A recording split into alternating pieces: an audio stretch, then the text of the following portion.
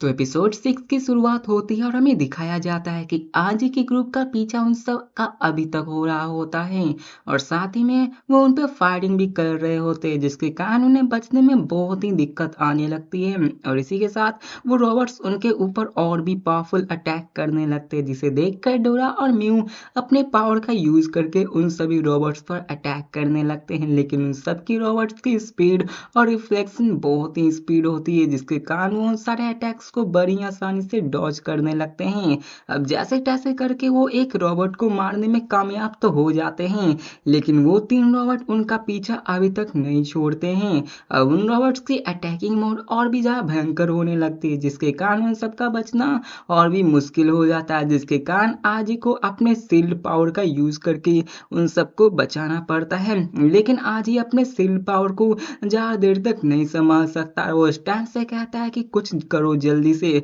वरना हम लोग मार जाएंगे। इसके बाद हमें दिखाया जाता है स्टैन को जो कहती है कि काश उनके पास एक्सप्लोजिव न हो लेकिन होता है उसका उल्टा और वो लोग मिसाइल से अटैक करने लगते हैं। अब इसी के साथ दिखाया जाता है कुछ मिसाइल्स को जो कि वहां पे आगे जाके ब्रिज को ही उड़ा देते हैं जिसके कारण वो लोग ब्रिज से नीचे गिर जाते हैं और जैसे तैसे करके वो लोग अपनी जान बचा पाते हैं लेकिन यहाँ पर भी रॉबर्ट्स उनका पीछा नहीं छोड़ते हैं और वो उन लोगों को घेर लेते हैं लेकिन तभी स्टैन को दिखाया जाता है जो कि वहां पर रिमोट कंट्रोल करते हुए एक ट्रक को बुला लेती है जिससे कि वो रॉबर्ट्स को डिस्ट्रैक्ट कर सके और वो उन रॉबर्ट्स को तबाह करने लगते हैं लेकिन दिखाया जाता है कि उस अटैक के कारण उन रॉबर्ट्स को कुछ नहीं होता जिसके बाद वो रॉबर्ट्स वापस से उन पे अटैक करने लगते हैं लेकिन दिखाया जाता है कि उस अटैक में उनके साथ साथ उनका वो ट्रक भी डिस्ट्रॉय हो जाता है जिसे देखकर स्टैन भी कहती है कि अब सीरियस होने की बारी मेरी है और वो उस सारे टूटे हुए पार्ट्स को एक बार फिर से जोड़कर एक बड़े से मेका में तब्दील कर देती है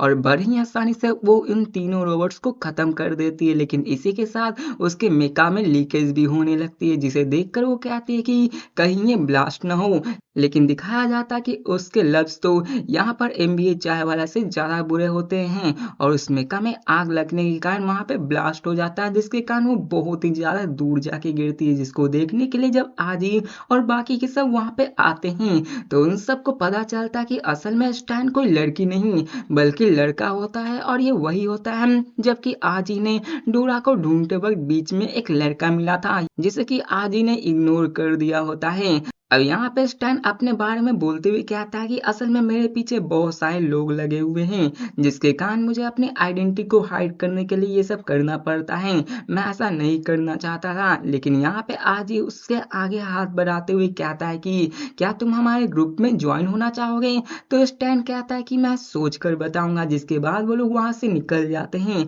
और हमें सबको वैन के अंदर का सीन दिखाया जाता है जहाँ पे स्टैन का वैन सच में बहुत ज्यादा एडवांस होता है जहाँ पे वो कई सारे मशीन्स का भी यूज कर रही होती है। उस मशीन का यूज करके वो पूरी की पूरी दुनिया पर नजर बना सकती है। उसके पास हैकिंग डिवाइस है जिससे कि वो सैटेलाइट तक को हैक कर सकती है, नासा तक को भी हैक कर सकता है। और यहाँ पे दिखाया जाता है कि उसने वहां पर एक मैपिंग भी बना रखा होता है जहाँ पे कहाँ कहाँ स्पीड से कहाँ कहाँ डिस्ट्रॉय ने अटैक किया है इन सब की मैपिंग की हुई होती है और वो यहाँ पे उन सब चीज के बारे में आजी को बताने लगता है जिसके बाद वो ये भी बताता है कि हाल फिलहाल में यहाँ पे स्पेड्स की संख्या बहुत तेजी से बढ़ने लगी और साथ ही साथ में डिस्ट्रॉयर्स का अटैक भी बहुत ज्यादा बढ़ चुका है क्योंकि यहाँ पे जैसे जैसे स्पेड्स बढ़ेंगे तो डिस्ट्रॉयर्स उन सारे स्पेड्स को ही चुराते थे इसलिए उन सबका अटैकिंग स्पीड भी बढ़ता गया है और हाना के ग्रैंडफादर के मैंशन के ऊपर अटैक करने का भी यही कारण होता है कि वहां पर कई सारे स्पेड्स मौजूद थे और वो लोग स्पेड्स को चुराने के लिए ही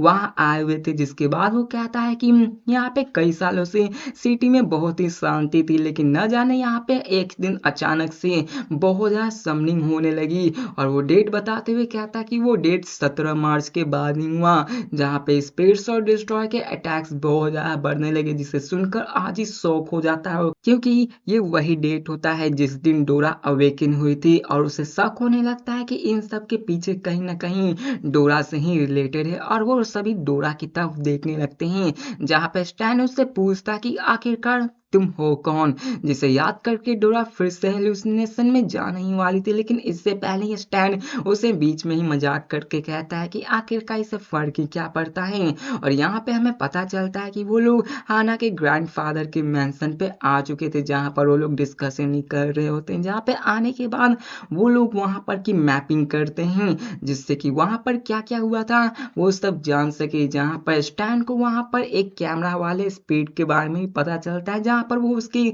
मेमोरी को अपने डिवाइस के अंदर रिकॉर्ड करती है और वो वहाँ पे सारी चीज़ों की होलोग्राम इमेज बनाने लगती है और वो सारी चीज़ें आजी को बताने लगता है कि यहाँ पर कैसे कैसे क्या हुआ था, जिसके बारे में तो हमें पता ही है। तो इसको मैं थोड़ा स्किप करते हुए बताऊंगा। जिसके बाद वहाँ पर वो बताती है कि पहले तो वो लोग मून से लैंड किए थे, जहाँ से असल से एक पोर्टल ओपन हुआ था और उस पोर्टल को बनाए रखने के लिए किसी न किसी समनर का यूज कर रहे थे वो लोग। और धीरे धीरे वो सारी चीजें बताने लगते हैं कि कैसे कब और क्या हुआ, जो कि उसी कैमरा वाली स्पीड की मेमोरी होती है। जिसके बाद वो आज ही को उसी बंदे के बारे में बताता है कि यहाँ पर किसने उसे इल्यूजन में भेजा होता है। जिसके बाद वो लोग शैडो के बारे में भी बताता है, जिससे कि हाना के ऊपर पीछे से अटैक करके उसके गले को काट दिया होता है। जिसके बाद वो ग्रीम रिपर को भी दिखाते हुए कहता है कि ये वही है जिसने कि हाना के ग्रैंडफादर्स के सोल को कब्जा किया था, उसके सोल को निकाल लिया होता है, जो कि समझ लो तो